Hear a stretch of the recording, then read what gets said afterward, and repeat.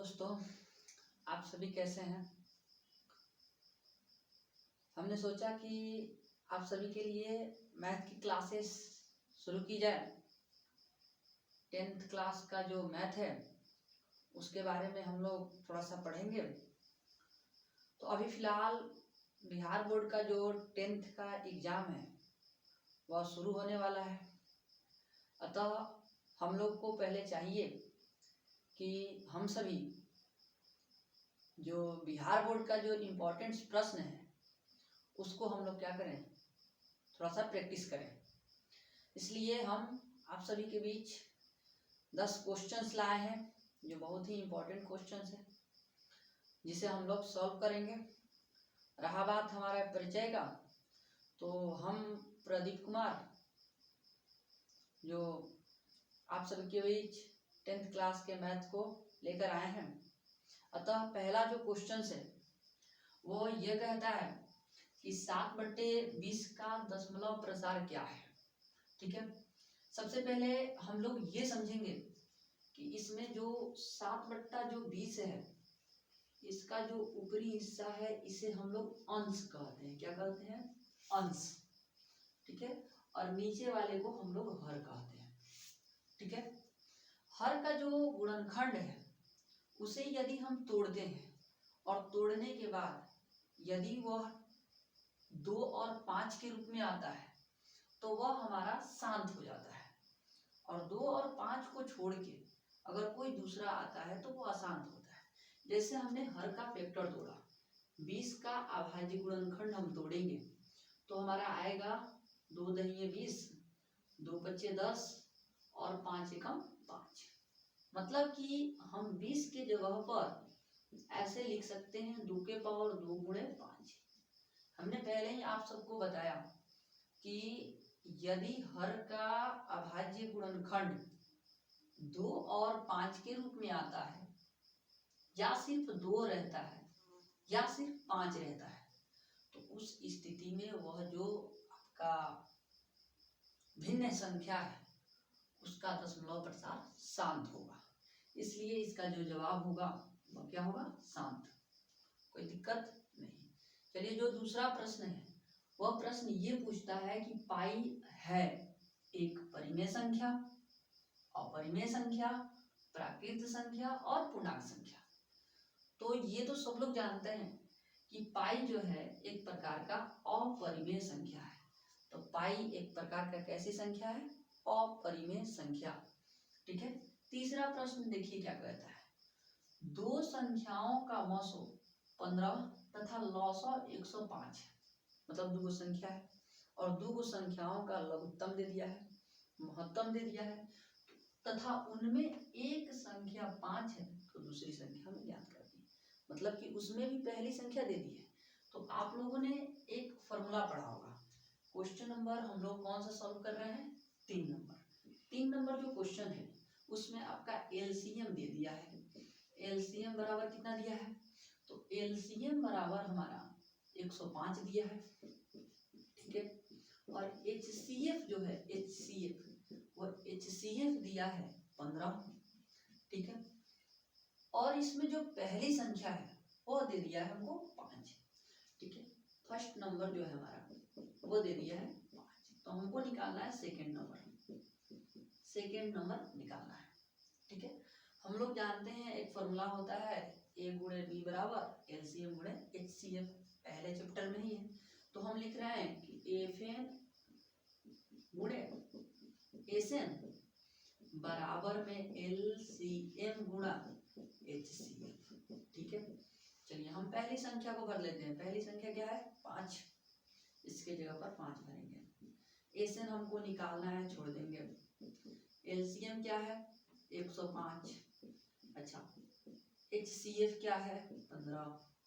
ये जो 5 है ये गुणा से आ जाएगा इधर भाग में, तो एसएन इधर बचेगा, उधर 105 गुणे में 15, इधर नीचे आपका 5 आ जाएगा। 5 किए कितना होगा? 15 हो जाएगा। इसको गुणा कर लेते हैं। एसएन बराबर जो होगा 3 पच्चे 15 और 3 एकम 3। मतलब कि जो हमारी दूसरी संख्या होगी वह हो जाएगा 315। इसमें हम ऑप्शंस देखते हैं। ऑप्शन है 315, यही हमारा राइट आंसर हो जाएगा।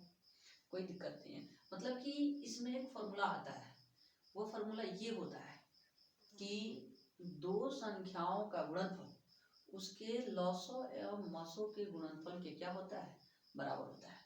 तो यदि इसमें हमें मसों दिया है, लॉसों दिया है और एक पहली संख्या दिया है, तो हमें दूसरी संख्या ज्ञात करना होता है। तो इस स्थिति में हम एक फॉर्मूला लिखेंगे, फर्स्ट संख्या गुणे सेकेंड संख्या बराबर लघुत्तम गुणे महत्तम। मतलब कि पहली संख्या को लिख देंगे, सेकेंड संख्या निकालना है इसे छोड़ देंगे, लघुत्तम की जगह लघुत्तम भरेंगे और महत्तम की जगह पर महत्तम भर देंगे। इधर 5 जो था आपका गुणा में था, इधर से हमने इधर लाया तो ये भाग में आ गया। इसको 5 से 15 को 3 बार में कटा देंगे, गुणा करेंगे तो 315 आ जाएगा। इस तरह से हमने दूसरी संख्या को भी निकाल लिया। आप सभी इसे स्क्रीनशॉट कर सकते हैं। चलिए हम लोग आगे बढ़ते हैं, ठीक है।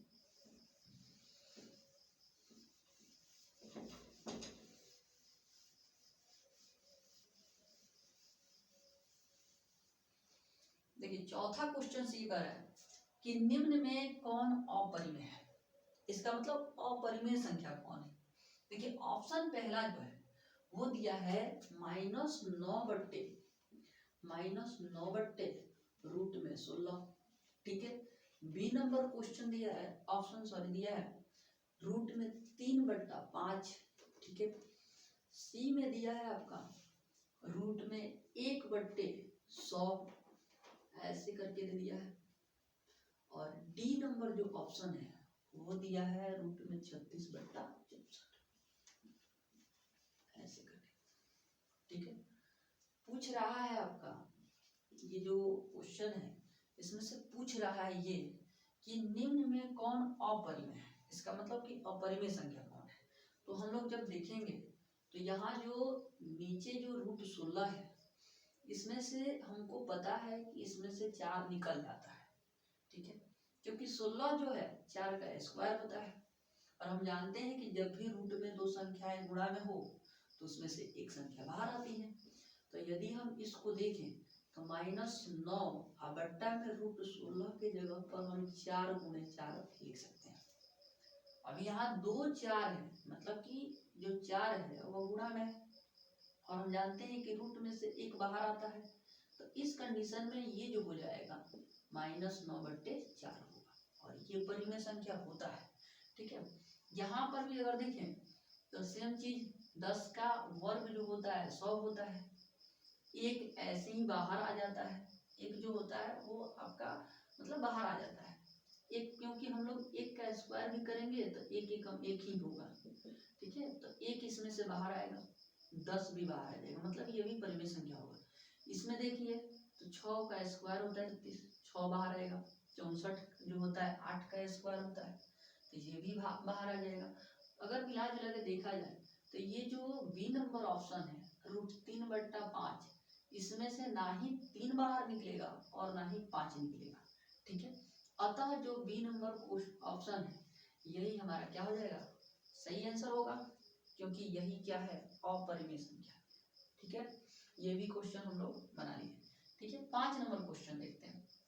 कह रहा है बिंदु 6,10 की कोटि है, कोटि पूछ रहा है। तो देखिए जो पहला होता है ना वो भुज होता है और बाद वाला कोटि होता है। मतलब सही मायने में समझे तो पहला वाला x का मान होता है और दूसरा का वाला y का मान होता है। x को ही हम लोग भुजिक कहते हैं और y को कोटि कहते हैं। इसमें कोटि का मान पूछ रहा है, इसलिए कोटि का मान क्या है, 10 है। ऑप्शन में 6 दिया है, 10 दिया है, -4 दिया है, 16 दिया है, इसलिए ऑप्शन में आपका राइट आंसर क्या होगा, 10 हो जाएगा। मतलब कि जो कोटि का मान है वह क्या होगा, 10 हो जाएगा।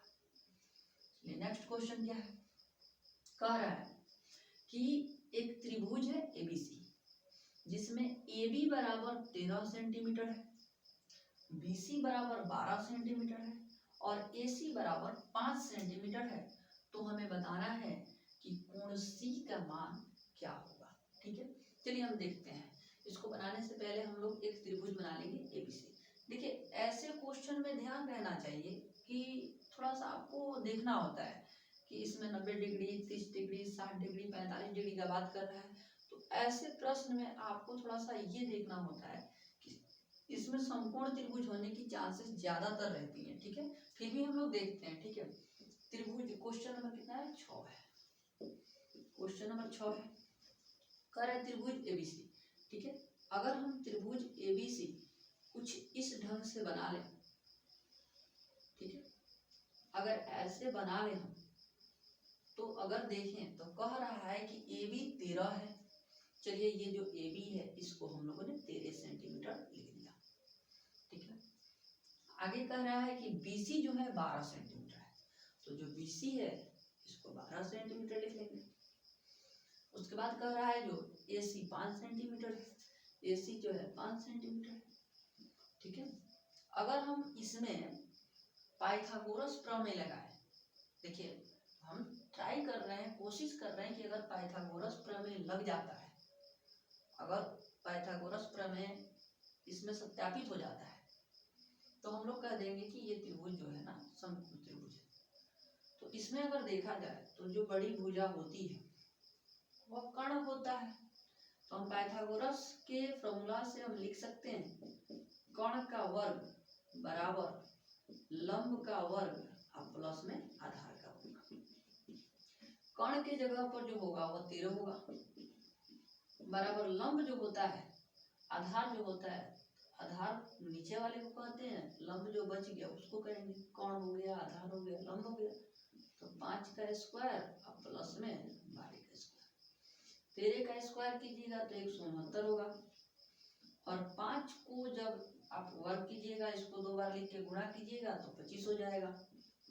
वैसे ही 12 को 2 बार लिख के जब गुणा कीजिएगा तो 144 हो जाएगा। 169 बराबर इसको जोड़िएगा तो 169 होगा। मतलब हम लोगों ने यहाँ ये लिखा कि पाइथागोरस प्रमेय इस पर लागू होता है। और जब पाइथागोरस प्रमेय लागू होता है तो उस समय हम लोगों को एक चीज ध्यान देनी होगी कि जो बड़ी भुजा होती है ना, जैसे 13 सेंटीमीटर है, इसका जो सामने वाला कोण होगा वह कौन सा कोण होगा? 90 डिग्री का हो जाता है। तो इसके सामने वाला जो कोण है वह 90 होगा, क्योंकि पाइथागोरस प्रमेय जो होता है वह समकोण त्रिभुज में ही लागू होता है। इसलिए इस त्रिभुज का जो कोण सी होगा वह कितना डिग्री का होगा? 90 डिग्री का होगा। चलिए ये भी हमारा क्या हो गया? हो गया। ठीक है, अब इसमें देखिए सवाल 7 नंबर क्या कह रहा है? 7 नंबर क्वेश्चन ये कह रहा है कि एक समांतर श्रेणी है एपी, एपी को ही समांतर श्रेणी कहते हैं। इस समांतर श्रेणी 5, 8, 11, 14 डैश डैश करके दिया हुआ है, जिसके प्रथम 22 पदों का योग निकालना है। मतलब कि हम लोगों को यहाँ से पहला पद निकल जाएगा। भाई जो पहला पद दिया है वही तो पहला होता है, ए का मान होता है, और दूसरे पद में से जस्ट पहले को घटा देंगे तो डी का मान आ जाएगा, सर्वांतर। और इसमें कह रहा है प्रथम 22 पद, मतलब कि ऐसे करते हुए हम लोगों को 22 को पद निकालना है और 22 को जोड़ना है। तो इतना आसान थोड़ी ना है कि 5 है, 8 है, 11 है, 14 है, फिर इसके बाद 3 को जोड़ते चलिए, ऐसे ही 3 को जोड़ते चलिए, और कहाँ तक 22 को करना है। ये तो अभी 4 को है, और जब 22 को लिखा है तो उसको जोड़िए, इतना आसान थोड़ी ना होता है। तो ये एपी के फॉर्मूला पे चले होते हैं। ठीक है, तो इसको थोड़ा सा हम लोग बनाएंगे। ठीक है, आप लोग इसे स्क्रीनशॉट कर सकते हैं।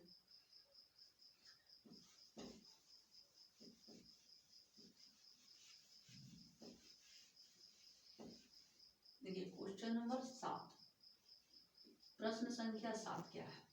इसमें जो एपी है हम लिख सकते हैं समांतर श्रेणी या एपी। एपी बराबर दिया है 5, 8, 11 और 14, डायग्राम करके दे दिया है।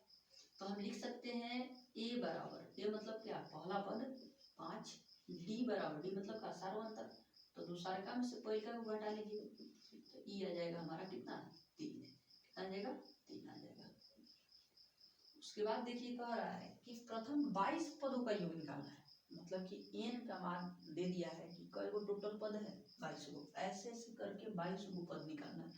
तो एन का मान हो गया 22, अब हम लोग को क्या करना है, इसका योग निकालना है, मतलब इसको जोड़ना है। तो जोड़ को कहते हैं एसन, और एसन का फॉर्मूला होता है n/2 इंटू में 2a प्लस में n-1 इंटू डी। ये हमारा एक फॉर्मूला होता है, ठीक है। अब देखिए एस, एन की जगह पर हम क्या भरेंगे, 22 भरेंगे, ठीक है, और एन की जगह पर 22 भर लीजिए, बट्टा में 2 इंटू में 2 ए की जगह पर क्या है 5 है, प्लस में n-1, तो n की जगह पर 22 और -1 है तो 1 इसको घेर देंगे, और d है जो यहाँ गुणा में, d की जगह पर क्या भरेंगे, हमारा 3 है। समझ रहे हैं ना। S22 बराबर, ये जो 2 से 22 है 11 बार में कटेगा, 11 हो गया, ठीक है।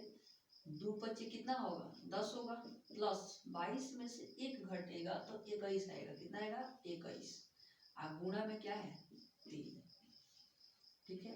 S22 का मतलब होता है कि 22 पदों का योग, 11 इंटू 10 प्लस में 21 दिया कितना हो जाता है 63 हो जाता है, ठीक है। S22 बराबर 11, यहाँ कुछ नहीं तो गुणा है, 10 और 63 जुड़ के हो जाएगा आपका 73। अब S22 बराबर 11 से 73 में गुणा कर लीजिए, 11 तिया 33 के 3 3 हासिल, 11 सत्ते 77 वो 3 वो कितना होगा 80, मतलब कि हमारा जो आंसर है 803 आएगा। और इसमें जो ऑप्शन है 803 दिया नहीं है, तो हम किसी एक ऑप्शन को बना लेंगे और लिख देंगे कि 803, मतलब कि हमारा जो आंसर हो जाएगा वो क्या हो जाएगा 803 हो जाएगा, ठीक है। देखिए आगे, देखिए क्या कह रहा है कि बिंदु 5 5 की जो दूरी है मूल बिंदु से क्या होगी, मतलब कि बिंदु 5 5 है, इसकी दूरी निकालना है मूल बिंदु से, ठीक है। मूल बिंदु से इसकी दूरी क्या होगी, ठीक है। तो हम लोग क्या करेंगे, इसको भी निकाल लेंगे। हम क्या करते हैं, इसको मिटा देते हैं, ठीक है, इसको मिटा देते हैं ताकि बगल से फिर बनाएंगे।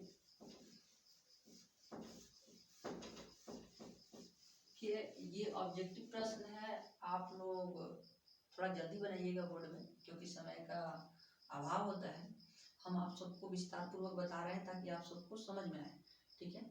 इसमें क्वेश्चन जो है ये कह रहा है 8 नंबर कि बिंदु 5 5 को मूल बिंदु से दूरी निकालना है, ठीक है। तो अगर हम देखें तो मूल बिंदु का जो निर्देशांक मान लेते हैं ए और बी है ऐसे।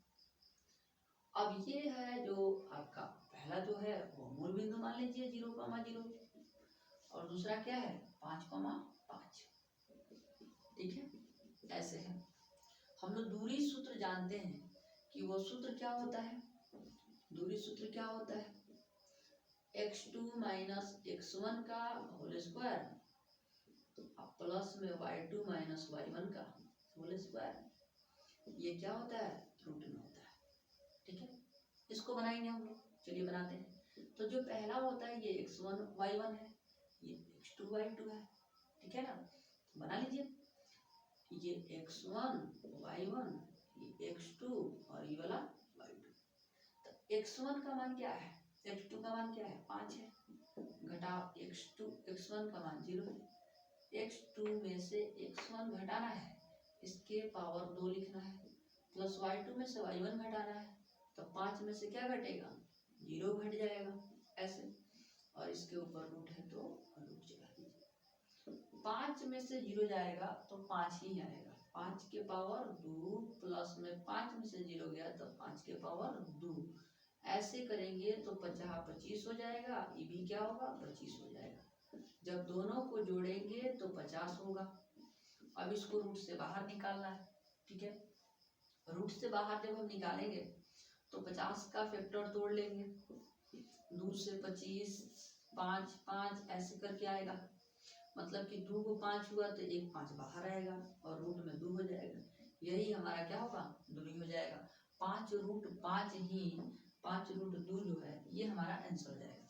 देखिए मूल बिंदु से जो दूरी का सूत्र होता है उसका आंसर होता है उसका एक अलग से फॉर्मूला होता है, छोटा सा फॉर्मूला होता है कि आपको करना क्या है कि जो मान दिया रहता है ना उसी का डायरेक्ट ऐसे ही रह जाएगा, डायरेक्ट ऐसे या करके हम इसको इधर बनाते हैं, ठीक है, इसको डायरेक्ट इधर बनाते हैं कि जो आपका मान दिया है कि 5,5 की दूरी मूल बिंदु से निकालना है, तो मूल बिंदु से दूरी के लिए एक फॉर्मूला होता है, इस पे भी बना सकते हैं, ये भी सही है, लेकिन मूल बिंदु से एक और फॉर्मूला होता है, डायरेक्ट ऐसे हो सकता है x1 प्लस y1, x1 का square x square plus y square, ऐसे हो सकता है, डायरेक्ट इसका आंसर हो जाता है।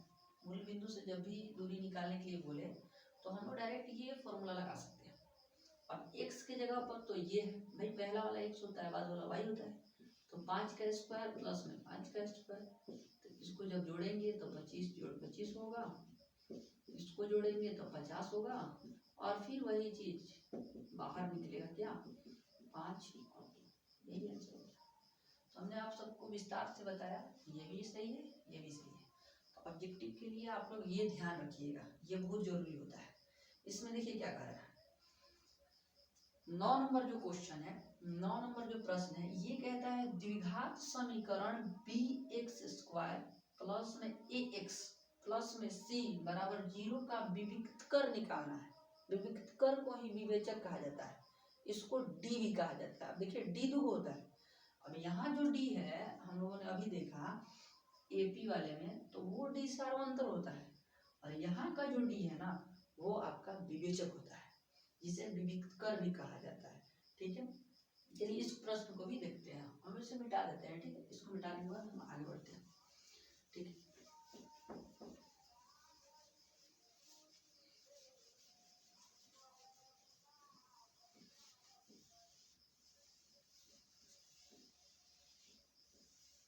देखिए सवाल कह रहा है कि द्विघात समीकरण है, देखिए ध्यान से, क्वेश्चन नंबर कितना है, 9 है, ठीक है। 9 नंबर क्वेश्चन है द्विघात समीकरण, bx स्क्वायर प्लस में ax प्लस में c बराबर में 0 दिया है। इसका हमें निकालना है विविक्त कर, मतलब विवेचक निकालना है, जिसे डी भी कहा जाता है। चलिए डी का जो सूत्र होता है, मतलब विविक्त कर का जो फॉर्मूला होता है वो होता है बी स्क्वायर माइनस 4ac।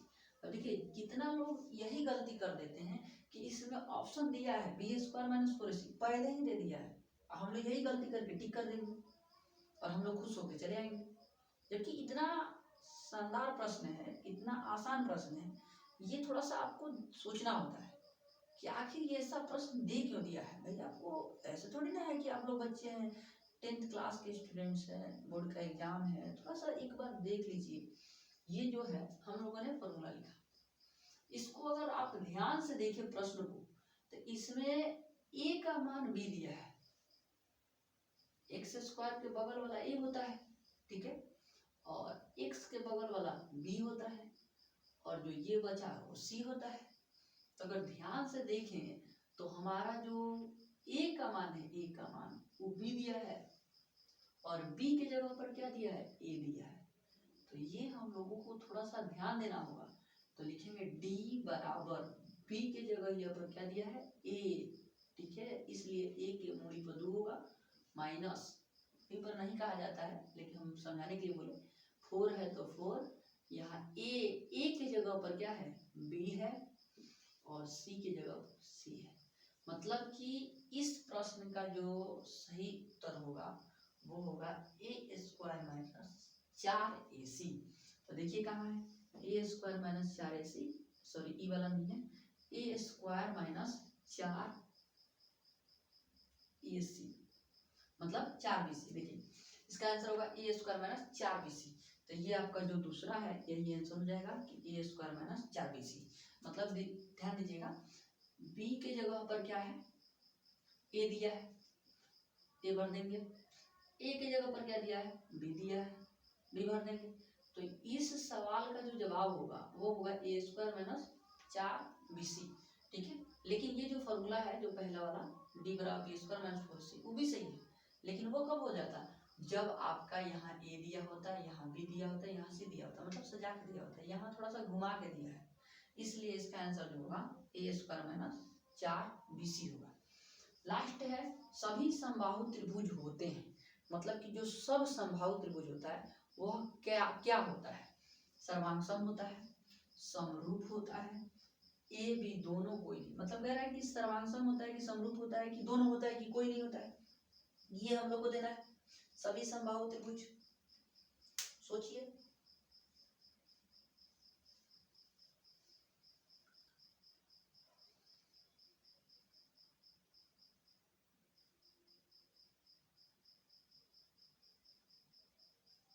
देखिए थोड़ा सा आप लोगों को समझाते हैं। देखिए